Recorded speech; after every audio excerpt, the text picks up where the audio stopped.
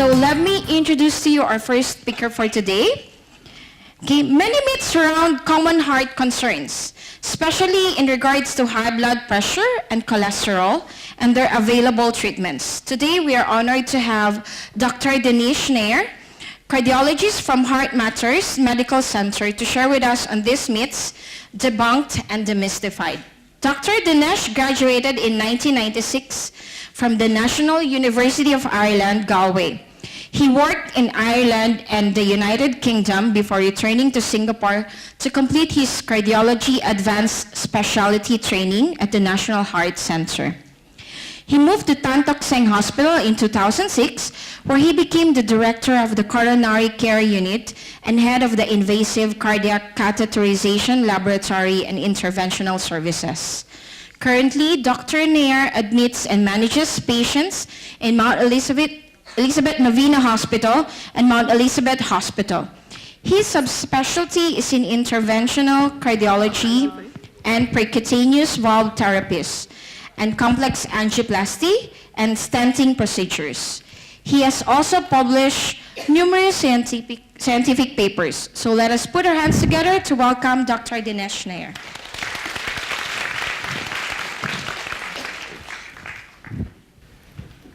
Okay, thank you for the kind introduction. I'm actually here among good friends. I was going to say old friends. They're not old, they're young. I know the organizers quite well, and I would like to thank you all for inviting me back once again to give a talk here, and to thank all of you for coming down to listen to us speak today. Can you hear me in the back? Is it all good? Yeah. I'm just trying to get this adjusted, the lapel thing. So I'm a cardiologist, and one of the things people are always worried about is heart health, but it's not just the heart. A cardiologist deals with pumps and pipes. So the pump is the heart, and if I could ask you all to indulge me for a second, to just put up your fist like this, if you don't mind, and look at that. Everything starts and stops at something the size of this. This is the size of your heart. It sits in the center of your chest, down here. You can put your fist down. Thank you for indulging me. And in here, okay, everything starts and stops. When your heart stops, everything stops. When your heart starts, everything starts. So I'd like to think we're the most important organ, but I'm a little biased that way, okay? So what you have is a pump sitting in here. This pump requires blood to flow to it, and those are the pipes. So what we are, in essence, is I'm a plumber. I deal with pumps and pipes. But everything, as I said, starts and stops with this essential pump that sits here in the center of your chest. So if you think about the whole spectrum of diseases, we talk about cardiovascular disease. So a stroke, okay, that also depends on the way your heart functions. So there's pipes heading up towards your neck, there's pipes heading to your heart, and all these things, if there's blockages in them, we can fix them. That's the main thing that we find that is wrong. But there's so many other types of heart disease as well. I'm going to go through a few of these. We're going to try and simplify some of these things, so bear with us.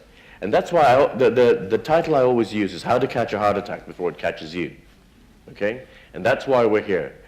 We try to prevent a problem before it happens. And I'm going to try and see if these slides work. So I work in Mount Elizabeth Hospital. There are two Mount Elizabeth hospitals, by the way. One is at Orchard, one is at Novena. And this is a picture of me and actually my dad. Okay? I'm a second-generation cardiologist, and this is one of our patients from it was not recent, a few years ago, a feature in the newspapers. This young guy, he's in his 30s. Okay? He had a heart attack at a very early age.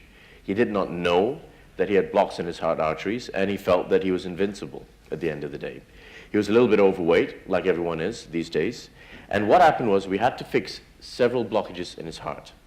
And he says a heart attack saved his life because after this, he lost 15 kilograms and went back and became healthy. Now, we all think that we're relatively slim, healthy, fit. It is all relative, because what we've done with modern lifestyle is that we've changed everything.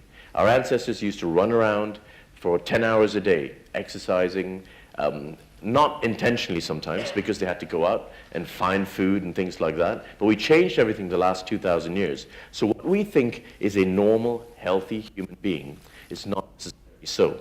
And that is why we need to make certain changes in our lives. And that is why we need to be concerned, because A sudden cardiac event, such as sudden cardiac death, can happen to anyone, anywhere, anytime. And we have data from Singapore where it says 1 to 2 Singaporeans under the age of 60 die from a heart attack or cardiac arrest every day. That means the ambulances bring these people into hospitals and they don't make it. Or the ambulances turn up at the home and they don't make it. And that is why we need to do certain things to prevent this. So a sudden cardiac death is something that occurs without warning. Okay? And that's the key element, without warning. Because most of the time, when you get your first event, heart event, stroke, whatever you want to call it, it often occurs without warning. And that is why you need to do checkups, preempt this before something happens. And it's frequently in people who feel that they're healthy individuals with no history of a heart problem. Okay? A lot of people here, I gather lots of people here from a Singaporean, yes? So do you all remember Dollah Kassim? You do, right? Okay? I think this generation, definitely you will remember Dollah Kassim, okay? He was considered to be Singapore's best footballer many years ago, super fit. He was playing in a veteran game and collapsed. Do you remember this several years ago? I had to do a press conference for this. I always bring this one up because he had undetected health problems. He never went for a checkup. He thought that he exercised very well and he was fit and healthy. His heart stopped for 15 minutes. Ever since this event, actually a lot of things have changed in Singapore. We have, everyone heard about CPR, where you do cardiac resuscitation, where you shock the patient. In all the sports centers, ever since then, we've had one of these at every single sports center in Singapore. So he didn't make a change. Dollah didn't have blood supply to his brain for about 15 to 18 minutes, and he lay in a coma for a long time, okay? But we can prevent these things by checking early. Now, it isn't only the older players. Dollah was in his 50s. We have young players in their 20s and in their teens collapsing as well. Not all heart problems are due to blockages in the heart arteries. Some people have abnormal heart rhythms. Some people have abnormal heart muscle, valves that are abnormal. And that is why in the last 10, 15 years as well, we've instituted special changes in the way we do checks for young people going into the army. Any of you who've got kids going into the army now will notice, compared to perhaps your time when you went in, that they do a lot more checks before you go in. If there are any abnormalities, you're referred on to the National Heart Center to do scans. So these are things that we've instituted over time. But having said that, medical heart problems for younger people are quite rare. Most people start developing problems in their hearts, probably in their 40s, with cholesterol buildup like this. Let me see if this works well. Yeah, this is how cholesterol can build up in the heart arteries. These are your arteries sitting on top of the heart, giving blood supply to the heart muscle. The blood supply carries oxygen, okay? So if you got a block somewhere here, what you'd have is lack of oxygen to the heart muscle because of lack of blood supply. And what you get is like a cramp. So let's say if you were to try and lift weights several times and you keep doing it, you get an oxygen lack to the heart muscle. The same way to the arm muscle. The same way it can happen with the heart muscle as well, and you get a little bit of a cramp. So often the first symptom of a heart problem is chest discomfort or chest pain. But everyone doesn't get that. Sometimes it is just breathlessness as you're walking up. You find that, in the past you could climb up 4 stories. Now when you climb up 2 stories, you get a little bit breathless. This could be an early warning sign. But as I said, very often people don't get the warning signs. So the same way you get blocks here, if you had a block like this, cholesterol building up in the vessels, you could have a similar block in the neck arteries. A block in the neck arteries going up towards the head can cause a stroke. This is why we call it cardiovascular disease. Cardio meaning heart, vascular is vessels. The vessels to the heart, vessels to the neck. So as I said, my life is quite simple. Whenever anyone's got a block in an artery somewhere, I just have to open it up. Whenever anyone has a hole in the heart muscle or anywhere else that shouldn't be there, we just close it up. So it is plumbing once again, okay? So if we look at this list here, these are not necessarily causes. What these are risk factors. I'm trying to find a way. Maybe I put this here. Can you hear me better now? Yeah, this is a lot better, okay. So these are risk factors for heart disease. They're not necessarily causes, okay?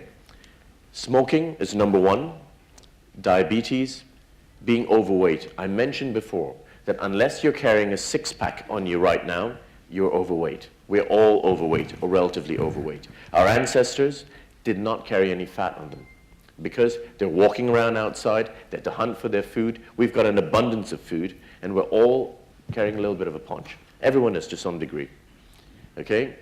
High blood pressure, high cholesterol. Now, cholesterol levels are relative. If you look at the normal guidelines for what high cholesterol is, you will find that 50% of people are within the limit. Okay, that means their cholesterol is not particularly high. Now, in reality, our cholesterol should be about half of what we put in the guidelines. Is anyone, I'm sure people here have done blood tests before, where you've gone into a polyclinic or to a doctor's office and done a cholesterol check. And you see that your levels are within the normal limits. That is not really the true norm. Because what we found is that for people who live in a different kind of environment, let's say they live in the jungle, okay, the hunter-gatherers, those who've not seen modern lifestyle, their cholesterol is about half to one-third of what we consider the upper limit of normal. Animals that run around in the wild, their cholesterol is lower as well. So I don't know if you know, I'm going to go through this later on. 130 is what we put down in our Singapore guidelines. If you're less than 130, you're considered to be normal for the bad cholesterol called LDL. Okay, so there's good cholesterol and bad cholesterol. I'll come to this in a short while again. But most mammals run below 50. The other thing we have is sedentary lifestyle and genetics. Genetics play a big part. Racial predisposition. It has been found in Singapore, in the Singapore context, that Indians have a 3 times higher risk of heart attack compared to the Chinese in Singapore. And that is because of several thousand years of, well, overly rich food, among other things. A lot of fat, a lot of ghee, a lot of oil in the food. And that has been changed because people have become more and more aware of this. But what you have is over several generations, you end up having a genetic predisposition. So there are different races that have a significant predisposition for certain types of diseases. And of course, stress. Stress is there in life for everybody. Stress does not increase your cholesterol, but what it does is, if you remember the earlier picture that I showed you, if you have your pipes and you've got cholesterol sitting in there, what stress does is it allows that plaque or cholesterol buildup to rupture. So it ruptures like a volcano, spewing forth all its stuff, forming a clot. So stress increases the risk of a heart attack for everybody, but it does not increase your cholesterol, it does not increase other things, but it causes changes in the artery wall that supplies blood to the heart. And another very unrecognized problem called obstructive sleep apnea. How many people here have heard about sleep apnea? Okay, so people are becoming more and more aware of this. Sleep apnea is where there is lack of air getting in towards your lung because there's an obstruction in the airway. Many people, when they lie on their back, they snore. You snore because you're having a problem or you're struggling to get air in and struggling to get air out. Okay? When you do that, you end up having a strain on the heart muscle. When there's increased strain on the heart muscle, there's stress. There's different kinds of stress. There's emotional, there is psychological, and there's physical stress. This is physical stress on the heart when you're trying to sleep at night. That also increases your risk of getting a heart attack. Okay? So, we've talked about all these problems. What can we do about it? First of all, we have to make the lifestyle changes. Everybody needs to be active. Minimum 30 minutes, almost every day, of at least walking, exercising, doing something physically active. We all tend not to do that because modern lifestyle has allowed us to cheat a little bit. Okay? We don't need to walk to the shop, we can drive to the shop. We don't need to walk up the stairs, we can take a lift. Okay? So we need to change our lifestyle, we need to cut down on sugar and fat. These are all new things that have been introduced into the diet over the last few hundred years for most of us. Okay? And if you have a medical problem, medication is recommended, and if it has been recommended by a doctor, it is a very good idea to take it. Many people come to me and tell me, no, doc, I don't want to take medicine. You know, I want to try without medication. If you've already got a block in your heart arteries or a heart problem, you're going to need to take medication. Okay? And medication is not bad for you because doctors like us tend to give you medication if you actually need it. And then, if there are blocks, this is what I do, as I said, plumbing, we can open up those blocks for you. Quite simply. In the old days, the only solution was bypass surgery if you had a block in your heart arteries. Now we've got so much new technology that we're going to go through with you. And the final thing I put down, the reason I put up Dola Qasim's picture earlier on was that all of us can actually learn how to do something called CPR, cardiopulmonary resuscitation, where you resuscitate. If you learn how to do this, you could save someone's life, someone dear to you. There are courses being held in so many different places. The community centers, and you can call most of the hospitals. They actually conduct courses like this as well. Okay? So what are the lifestyle changes that we need? Eating right, watching your weight, being active like we mentioned, lowering stress levels, and of course stop smoking. I never say stop drinking alcohol entirely, but you can drink a little bit if you need to. But drinking in excess is bad for you. Okay? Exercise increases the good cholesterol, reduces the bad cholesterol. It trains your heart to withstand the stresses and strains of daily living. And it helps control things such as diabetes and hypertension. I mentioned again, exercise for at least 30 minutes daily, okay? And do something you enjoy, okay? Swimming, walking the dog. For most people, most of our patients, they end up buying things like a treadmill machine and putting it in front of the television. So while you're watching television, you can exercise for 30 minutes. Do two things at the same time, okay? And try to eat the healthy food here as opposed to the unhealthy food. All of us know this, okay? Too much sugar, too much fat is bad for you, okay? All you have to do is cut it down. And I have this little trick that we tell people, okay? Make sure that you do not eat more. Remember I asked you to hold your fist up? Not eat more than the size of your fist, okay? In terms of rice or bread or meat. And eat at least the size of your fist in vegetables and fruits, okay? So that fist size thing is very important. And exercise regularly. Relax, visit the doctor when you need to, and keep your weight down. Can you still hear me in the back? Is it clear? Yeah? Okay. Because this thing is, I'm trying to get it near me. Okay? So, we mentioned risk factors. The biggest risk factors that are modifiable these days are high blood pressure. People don't usually get symptoms of high blood pressure. It is something that is measured in a doctor's office. And cholesterol. If your cholesterol is high and we treat it, we can prevent blockages from occurring. So blood pressure is the force created as your heart pumps blood and moves through your blood vessels. So people usually have two numbers. There's a top number and a bottom number, okay? Both these numbers, if they're above a certain level and they're abnormal, on several occasions, not just one occasion, your blood pressure can go up and down during the course of the day, then that needs to be treated. A normal blood pressure is something in this range, 110 to 130 over 60 to 80, and by definition, high blood pressure is when you have blood pressure of 140 over 90. So the first value that you have is the, excuse me, is the systolic blood pressure. The second value is the diastolic blood pressure. So if either one of these is above the limit, then you know that you've got high blood pressure if you've measured it on several occasions in a doctor's office and found to be high. The higher the blood pressure, the higher the chance of getting a stroke or a heart attack or so many other things as well, okay? But we must remember that your blood pressure measurements vary during the course of the day. So what many people don't realize is when they exercise, your blood pressure can go up 20, 30, 40 millimeters of mercury. That is the measurement here. When we do treadmill stress tests, people's blood pressure go up to about 200 for the top reading, and that is considered acceptable. That's why the blood pressure reading that you take should be one when you're rested for at least 15 minutes. For someone to have high blood pressure on an exercise like a treadmill stress test, it needs to be above 220 for the top reading, okay?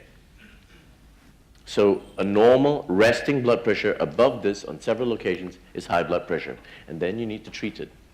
Okay, we'll slip past this, okay? I also mentioned cholesterol. These are the two biggest modifiable risk factors that we have. High blood pressure, cholesterol. We know that there is good cholesterol and bad cholesterol.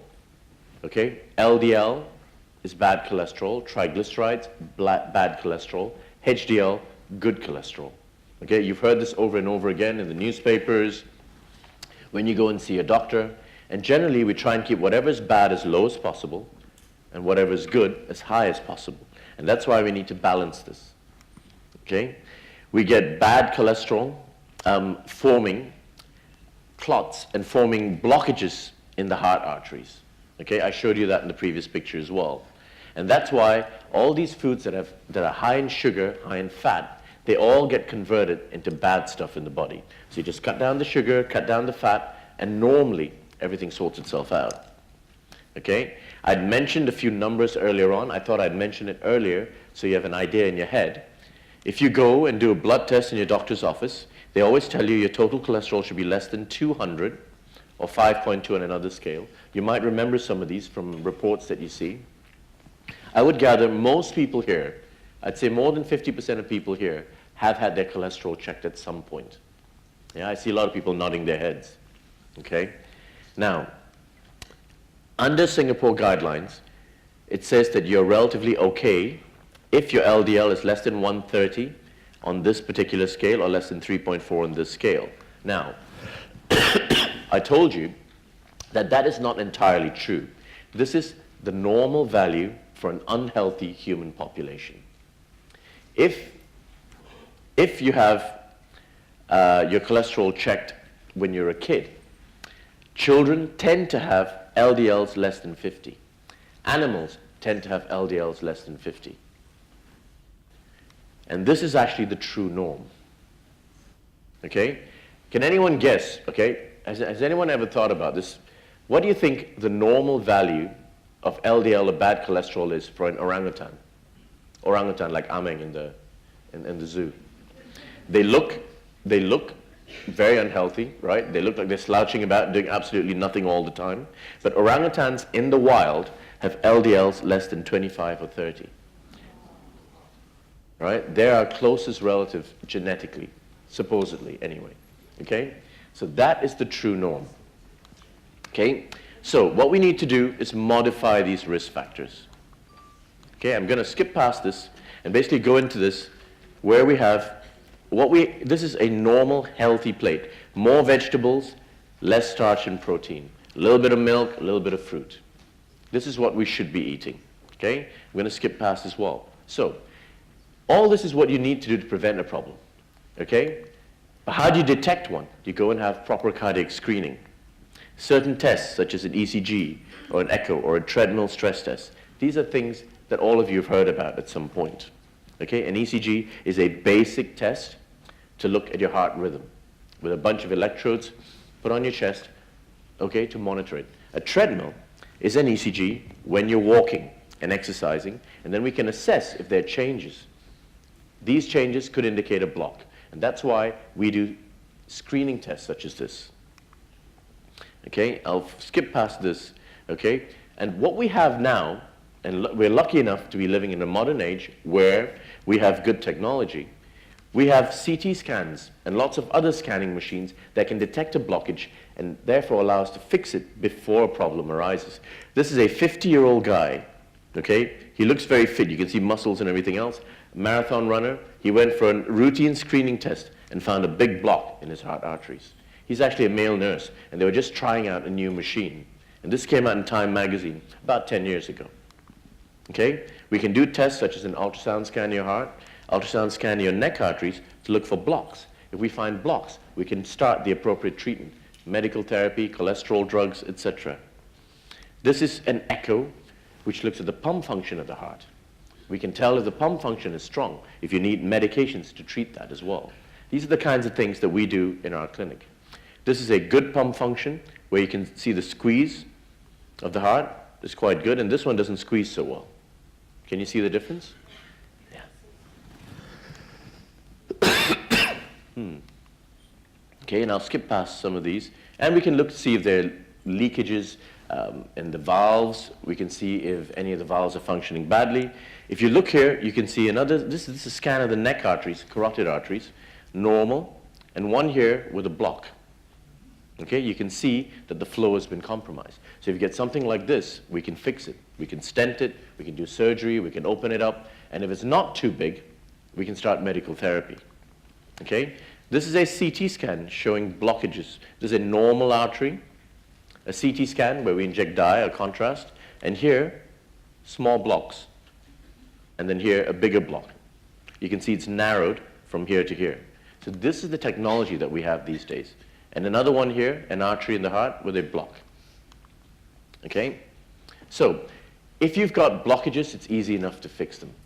But if you've got rhythm abnormalities, how do you detect them? We have certain devices we can use these days where you put a monitor over the chest and look to see if the heart rhythm has become abnormal.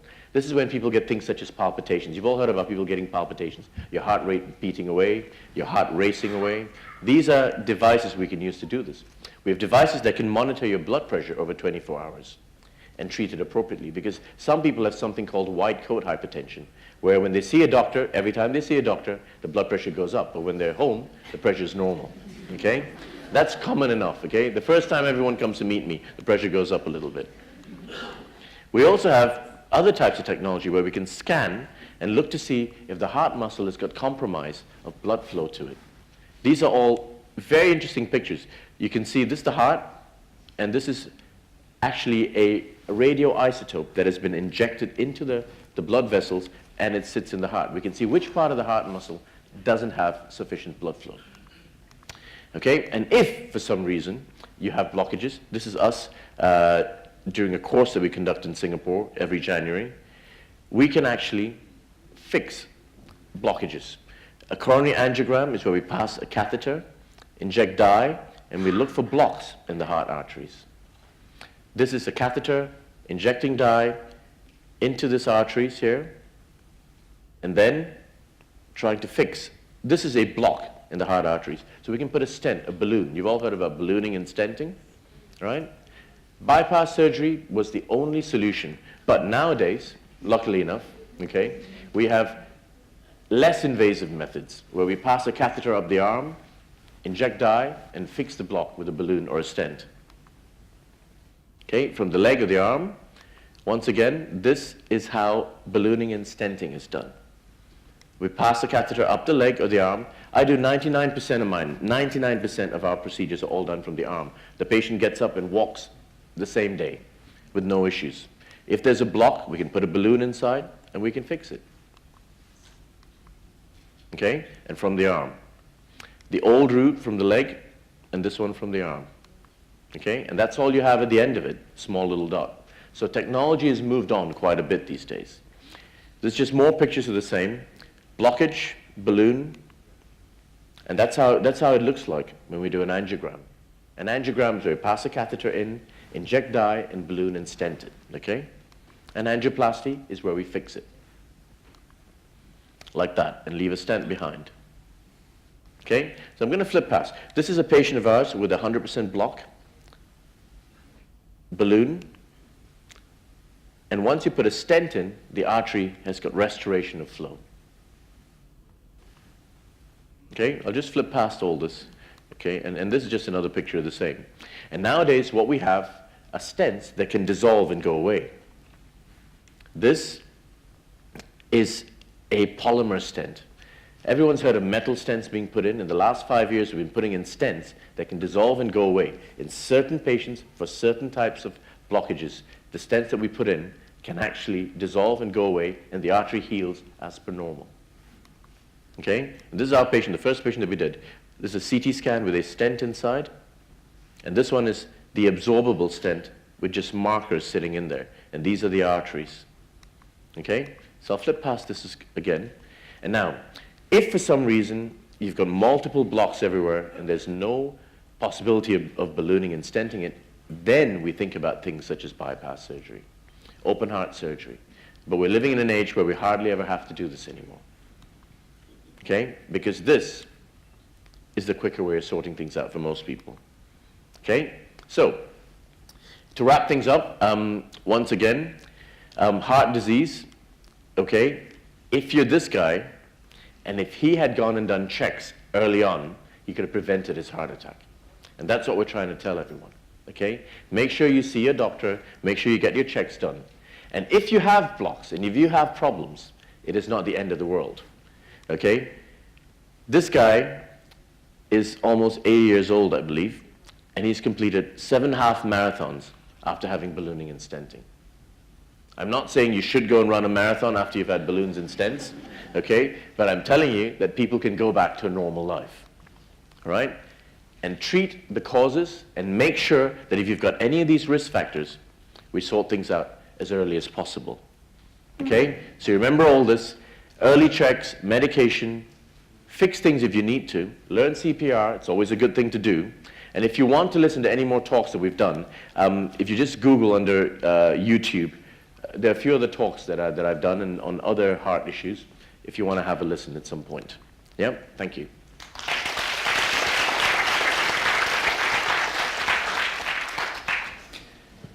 Do we do any Q&A or? So would anyone like to ask any questions? For those who wants to ask questions, we have 2 robing beautiful ladies here with mics. Please raise your hands if you have some questions for Dr. Dinesh. Actually, I have a write-in question while waiting for the others to think of the questions. A write-in question? Yes, they gave it to me earlier, so... Okay. The question is, if I sweat more profusely than others, does it mean my heart is also pumping too hard and is a sign of a heart problem? Okay, so everything is relative, right? So sweat more than other people. Are you sweating more now compared to before? That's the first thing they need to ask. There's some people who have actually got abnormal sweat glands, and from early days, they just sweat and sweat and sweat a lot. That doesn't mean the heart is working more, okay? But let's say you didn't used to sweat 1 year ago, and now whenever you do a little bit of activity, you start sweating a lot as a result. That means your body is trying to cope with the stress of what you're doing. It may mean that your heart is having a problem, but what it should tell you is that you need to go and get yourself checked up, okay, more than anything else. But there's so many causes of sweating more, okay? If you lived in England and you suddenly moved to Singapore and every day you're sweating, right? There's an obvious reason for that as well, because you're living in a very hot country. So these are things that we have to keep in mind as well. Yes. Okay. We have another question, Doctor. Dr. Nair, can you explain more about the electrical activity of the heart? How does it come about? Okay. Thank you. I guess you're asking me this because you know of someone who's got abnormal heart rhythm or the heart beating abnormally. So you've got 2 top chambers in the heart and 2 bottom chambers. The electrical activity of the heart is determined by a pacemaker cell. You've all heard of pacemakers, okay? That's us artificially creating a box to pace the heart. There's a pacemaker cell in the upper chamber of the heart that determines the rate. It transmits electrical activity down towards the bottom chambers of the heart, and they pump according to the impulse given from the top. So if for some reason you have an abnormality in the track from the top to the bottom, then you start getting abnormal heart rhythms. There are people where this pathway or this passageway of electrical activity from the top to the bottom, where that's been cut, then you have something called a complete heart block. Not a blockage in the artery, but a block in the electrical pathway going down. When this happens, people tend to have to put in something called a pacemaker to give a new rhythm to the heart, okay? But if for some reason the activity from the top to the bottom goes down an abnormal pathway, then the heart rate can go very, very fast. If that happens, then what you need to do is rectify that problem. Most of the time, people take medication to prevent an abnormality from the top to the bottom of the heart, where you've got an electrical power. It's like the electrical wires in your home, top to bottom. If something goes wrong with the wiring, that wiring needs to be fixed, okay? I think the reason you're asking me this is because someone you know, at least, has got an abnormal beat. Actually, I meant was for a normal person, just like us, how does this electrical activity comes about? How does the electrical activity come about? Just happens in the body. Wow, okay. I could be sitting here for about half an hour trying to explain that one. Okay, So the same way, there is a cell. Okay, electricity is everywhere. Okay, there's electrical activity everywhere. Our body, okay, if you put an ECG on the chest, what it does is it monitors that electrical activity. So there's an innate electrical activity in everything, okay? So the heart has its own electrical pacemaker cell. It gives out this electricity, and it runs down like a wiring. So we're actually built that way. Why do we have electricity in the heart? God only knows, okay? But this electrical activity is what determines your life, because that impulse sends stuff down the wire, okay, down the wire from the top to the bottom, and stimulates the heart to beat. It's the same thing. Even in your muscles, you've actually got electrical activity going down your muscle and causing the muscle to contract. This innate electrical activity is what is called life, I guess. Yeah. Can we have one more question?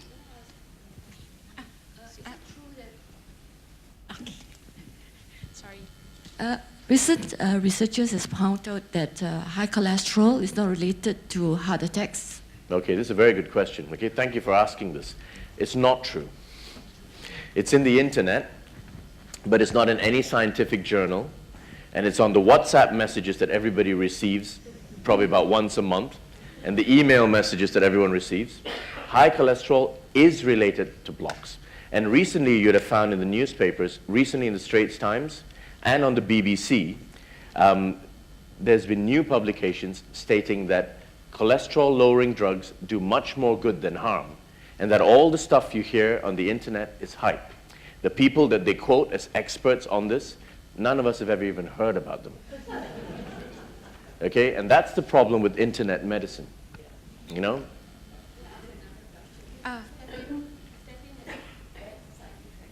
Potential side effects? Every drug has. Panadol, when you take it, you can have a rash.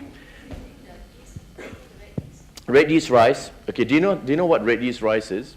It's the first statin that we ever discovered. Red yeast rice has got a small amount of the old statin called lovastatin that you get in the polyclinics, but a smaller dose in the natural form. It reduces your cholesterol only 10-20%. So red yeast rice can drop it. But if your LDL, or bad cholesterol, is 150 and you want to bring it down to half, red yeast rice won't do it. Or you'd have to take 50 tablets of red yeast rice, and then the side effect profile is the same because it's the same drug, just that it's available over the counter. Like most over-the-counter medications, it's just a lower dose of what you have as a prescription medicine. Statins potentially cause muscle ache, can cause liver problems, but I've treated thousands of patients. I've probably seen one patient with a major side effect from a statin. But we saved thousands of lives by putting patients on the statin. I have one last Yeah. question. Doctor, regarding the issue about the excessive sweating, so which kind of doctor do we go to look for? Is it heart doctor or one doing glands? Okay, it depends. It depends. I have to admit, a lot of people come and see me for this, okay? And we can sort it out for them as well. I'm a cardiologist in private practice, so some people may feel, oh, it might be a little bit expensive to go and see a cardiologist for this to start with. But if you were to want to go into the government sector to look for a doctor, you would not be able to get to see a cardiologist straight away. Then you'd have to go to your GP or to your polyclinic doctor first, okay? And then they'd need to assess you to see what the cause of sweating is before they refer you on. But having said that, I see a lot of people in my clinic for this. We assess them, and I have to admit, 70 to 80% of the time, it turns out not to be a heart problem, but at least I can reassure them that it's not a heart problem after we've done whatever checks we need to do. Okay. Depending on the cause of the sweating, but most of the time, a general practitioner or a cardiologist can sort it out for you, either one. Okay? Doctor, can we have one more question? Sure. Okay.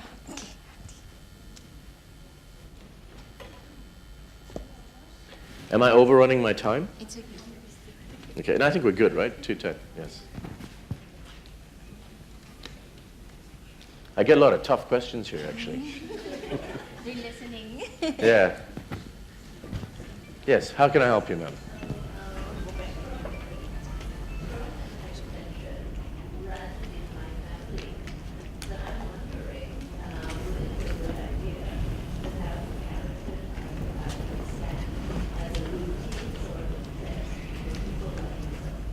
Okay, so everything depends on how much you want to check, first of all. Some people don't want to find out too much, okay? Some people would like to know and preempt the problem. I would suggest that you find out and fix a problem before it occurs. We do carotid ultrasounds as a routine screening test in our clinics. If you think your risk of stroke and heart attack is higher, a carotid ultrasound actually tells you a lot of information. I agree. And they will come when that sort of test might become routine for people like yourself. It will become routine when there is the ability to have a test like that paid for by the system that we live in. And that is going to be impossible. So it will never become a routine test because it's a test that you have to pay for to do. Screening tests for the entire population, it is impossible for any government, any society to do. But I can tell you that it's already becoming a routine screening test because it's very simple. Ultrasound scan of the neck artery. If you've got cholesterol plaque buildup, you've got buildup here, you're likely to have buildup in your heart arteries too, and that tells you need to make the changes. So will it become a routine screening test? Probably never. Should it be a routine screening test? Yes. Thank you, Dr. Dinesh. Okay, let's give Dr. Dinesh a round of applause. That was Thank a you. very insightful sharing. Thank you for being such a Thank great you. audience. Doctor, on behalf of Prime Magazine and Ocean Health, we would like to give you this simple token. Fantastic. Thank you so much. much. Thank you, Lynn. Thank